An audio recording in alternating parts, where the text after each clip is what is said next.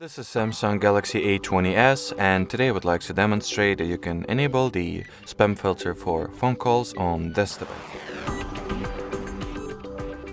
To start, you will need to launch the default phone dialer app, then go for the phone settings and preferences by tapping at the three dots to your top right. The phone allows me to, of course.